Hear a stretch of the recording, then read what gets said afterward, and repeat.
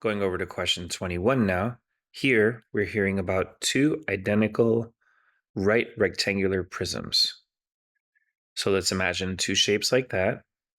They both have a height of 90 and a square base. So let's just label the base x and x.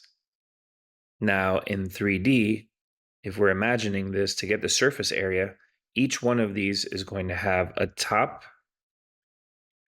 and then a bottom across from that we can't see because it's sitting on it. But each of those is going to have an area of x squared. So for the surface area of one of these rectangular prisms, you have two faces that are each equal to x squared.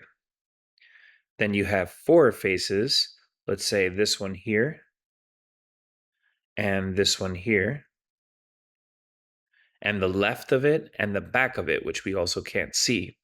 But those are four faces all together, and they each have areas of 90 times x.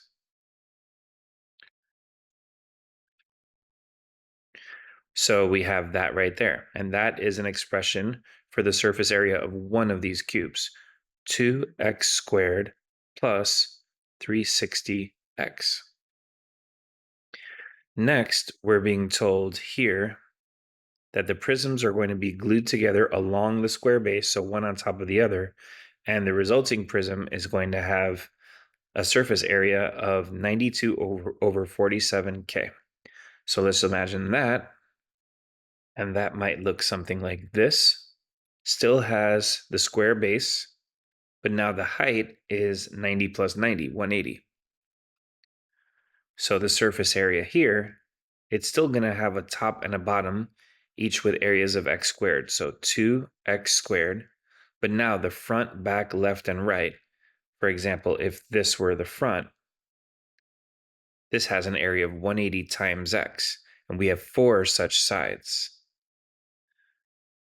So we have 4 times 180x. Simplifying a little, we have 2x squared plus 720x. And that surface area, we're told, is equal to 92 over 47K. And in the beginning, we were told that the surface area of one of the original prisms is equal to K. So now, to make sense of all of this, to solve for x, we can get them both equal to k and then get them equal to each other. So to do that, we can multiply here by 47 over 92.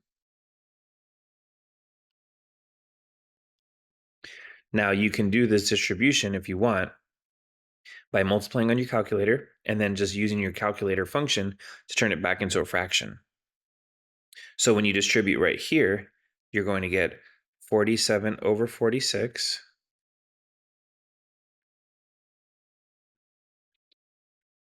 And for the next one,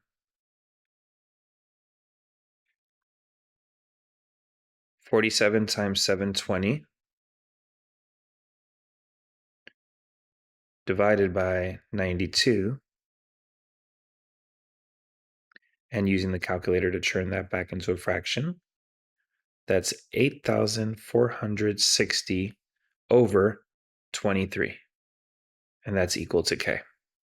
So now we have one expression that's equal to k, another that's equal to k, and so if they're both equal to k, they're equal to each other.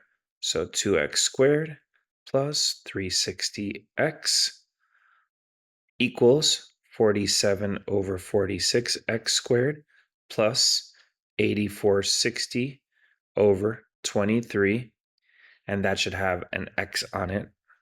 So there's a little x that goes right there. Okay, so now we can divide everything by x.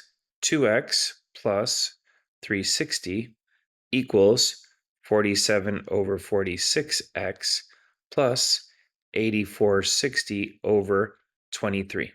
So this is dividing every single one of these four terms by x, and it's lowering the x's for each part. Now, to make sense of this, we can multiply by 46 on both sides, because 46 is the lowest common multiple of 46 and 23. In other words, 46 is a number that when you multiply here, it's going to get rid of both of those denominators we don't want. So here you have 46 times 2, which is 92x plus 46 times 360, which is 16,560, equals 47x plus 16,920. Now we can simplify by taking away 47x from both sides and by taking away 16,560 from both sides.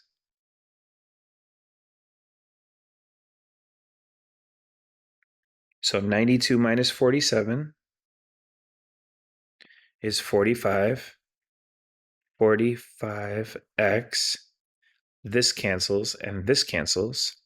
And on the right, we have 16,920 minus 16,560. And that gives us 360 right here.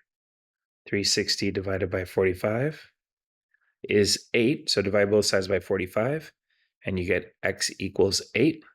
And that is the side length of one of the sides of the square base. And the answer here is B.